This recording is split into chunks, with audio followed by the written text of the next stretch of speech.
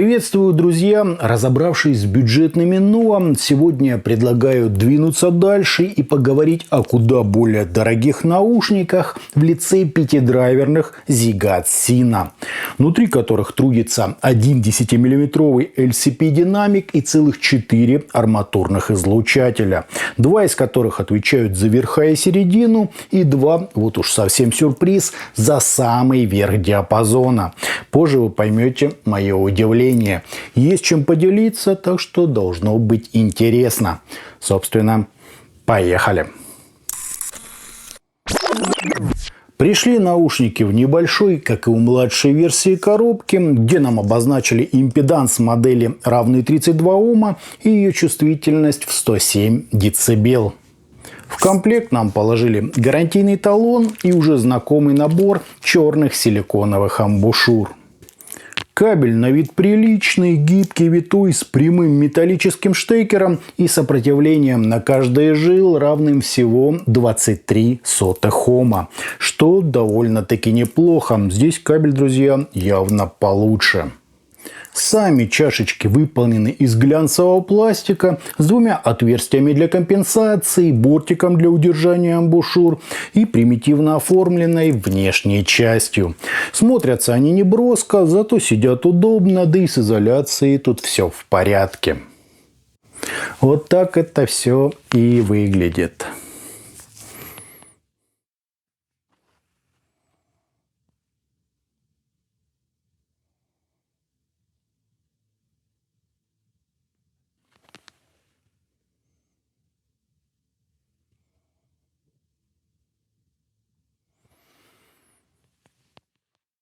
По измерениям у нас стандартный по всем характеристикам импульс, небольшие расхождения между каналами и искажения в пике, достигающие 1,35%, что слегка, но превышает норму.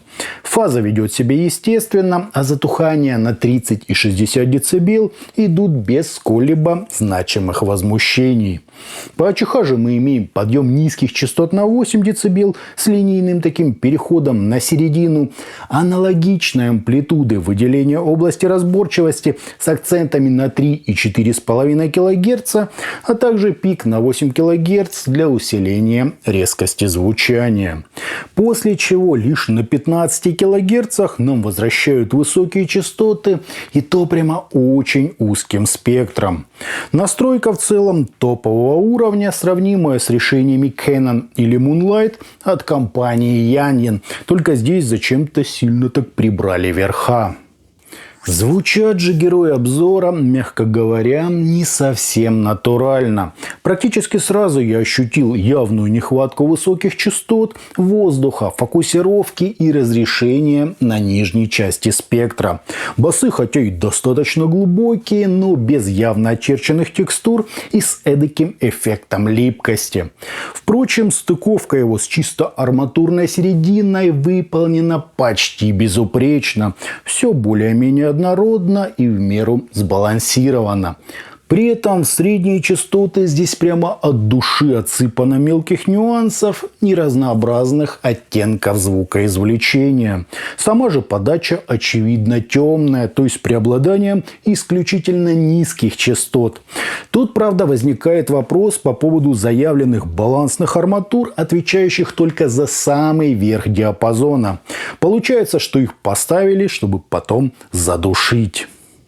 Вторая моя претензия заключается в явно присутствующем тут эффекте расширения стереобазы.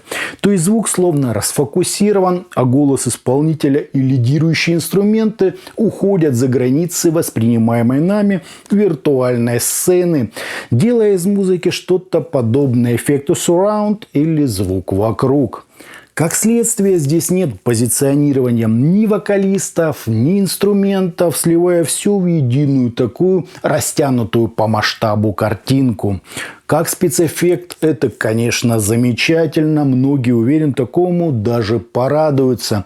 Но если говорить о качественном звуке, то это прямо стыдно. А за них, если не знаете, просят как за просто потрясающий по ощущениям Celeste Plutus Beast или не менее гениальный Syngot EA500 LM. между которыми в сравнении с героями обзора настоящая пропасть. Причем и по натуральности, и по мелодичности, и по прорисовке нюансов, да и по построению всего музыкального полотна в целом.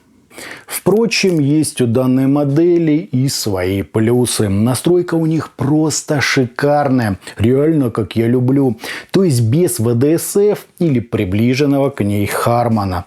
Кроме того, звучание здесь реально объемное и глубокое, залипнуть на него не составит никакого труда. Даже не удивлюсь, если у модели появится своя группа фанатов. Пользоваться ими действительно приятно. Да и вовлеченность, выразительность, разрешение, насыщенность и ширина сцены, вне всякого сомнения, тут просто сверхдостойные. Зигат Сина реально хочется слушать. А если вам нужно делать это фоном, то они, поверьте, станут вам самым лучшим другом, поскольку из-за расфокусировки не отвлекают внимание, при этом развлекая и создавая, так сказать, свою особую атмосферу. Да, это просто потрясающие наушники для фона. Какого-то особенного усиления, на мой взгляд, они не требуют, да и с разнообразными жанрами справляются примерно одинаково. Это точно не бюджетный звук. Сравнивать их с чем-то за $30 не имеет никакого смысла. Ну и до Одноклассников они, на мой взгляд, заметно так не дотягивают. Слишком уж много нюансов и особенностей.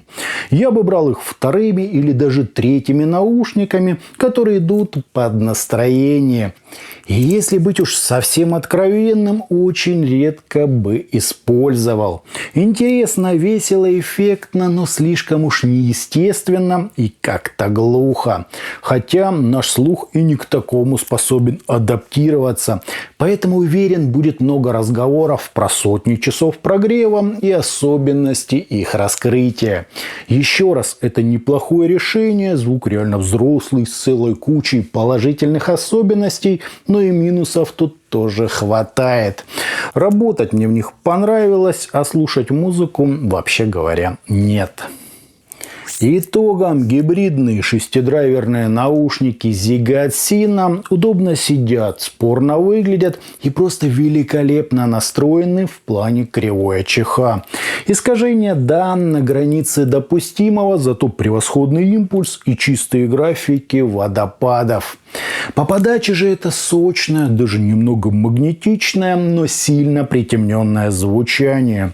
Из плюсов отмечу очень широкую сцену, неплохую прорисовку средних частот, глубокий цельный бас и абсолютно безопасные верха. Вдобавок здесь есть выразительность, мелодика и та самая объемность звучания. Однако само полотно строится расфокусированным, с чрезмерным растягиванием масштаба, у баса мало деталей, а верхов так вообще почти нет. Я называю это расширением стереобазы, и оно, так сказать, перечеркивает все достоинства данной модели. Как решение для фона, чтобы создать настроение или работать, все просто великолепно. Но слушать в них музыку, особенно что-то акустически сложное, я бы, наверное, не стал. Если в двух словах, то наушники интересные, но, как говорят, фановые. Можно, конечно, попробовать подобрать к ним амбушюры, но до конца исправить у вас все равно не получится, а, скажем, греть их так вообще бессмысленно.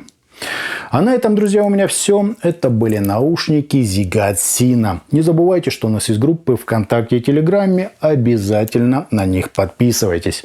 Всем, друзья, добра!